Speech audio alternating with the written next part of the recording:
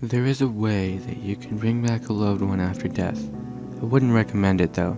Death is final and cheating it always leads to bad results. But you'll want to know anyway. Well, here you go. Go to the cemetery that your loved one is buried in. This only works for those who have been buried though. There's probably another method for cremation or something, but I don't know it. Make sure that you take one material object that is most important to you with you. The emotion from this object, this sacrifice, will provide your power. Take it to the plot of your loved one and bury it over their grave. You don't have to go very far down, so don't worry about running into the slab or something. Before you cover up the hole with your object, don't forget to add a few drops of your blood to it. This is what will draw them in. Then comes the final steps. Take a small handful of dirt from where you buried your object and swallow it. It's disgusting, but it is completely necessary. This creates the link between you and where you need to go.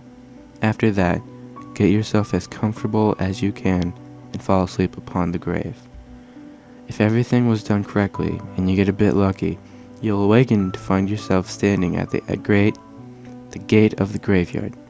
It will be dim, foggy, and you will notice a lack of color in this drab place. You'll also see that there seem to be people wandering around the gravestones.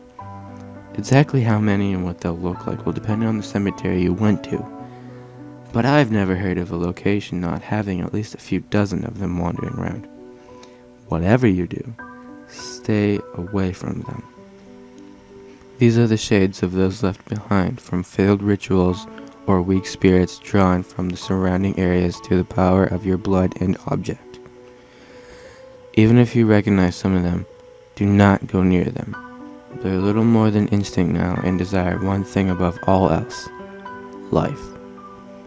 They want another chance to live and crave nothing more, even if the shade's mind is so far gone it doesn't even recall why.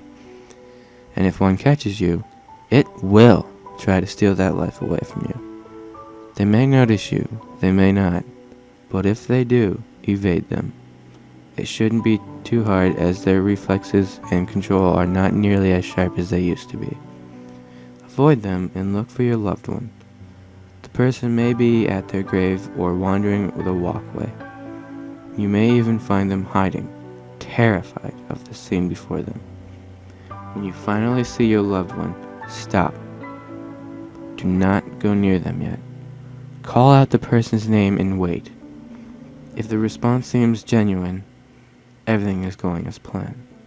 If the response is delayed, quiet, or distant, or not even present, then hold on. Ask from a distance. What was the one thing the person hated in life? As these shades progress and their minds dwindle to nothing, some of the first things to go are the memories of the things they hated in life. Any bad memory that makes life seem terrible would slip away to be replaced by that deep desire to return to the living. If your loved one's answer seems legitimate, take their hand and pray that you weren't wrong. If you are, you may find yourself as a replacement shade wandering this foggy graveyard. Be aware their hand will be cold, freezing, like grasping solid ice, but never let go. Even if your hand starts going numb and your fingers turn black, do not let go. After feeling that rush of life touching their hand and immediately losing it moments later, your loved one may not be able to resist the urge to take it all from you.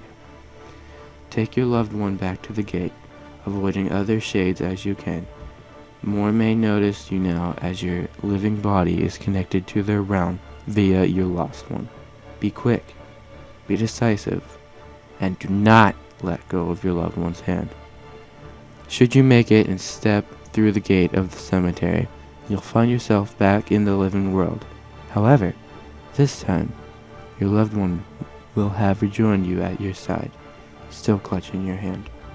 To the rest of the world, it will seem just like your loved one went on a long trip somewhere and recently came back.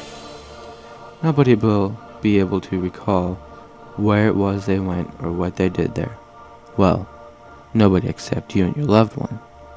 But they will be happy to see the person's return. After this, I suggest that you never stay in one place too long. Keep moving.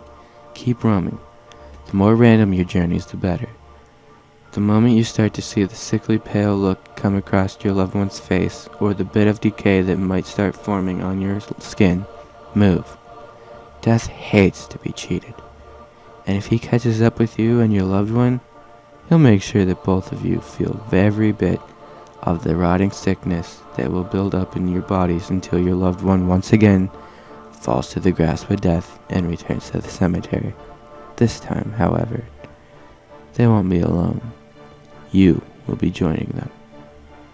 But hey, maybe you'll get lucky though. Maybe someone might make this journey for you. They'll take your hand and drag you back to the world of the living, only for it to start all over once again.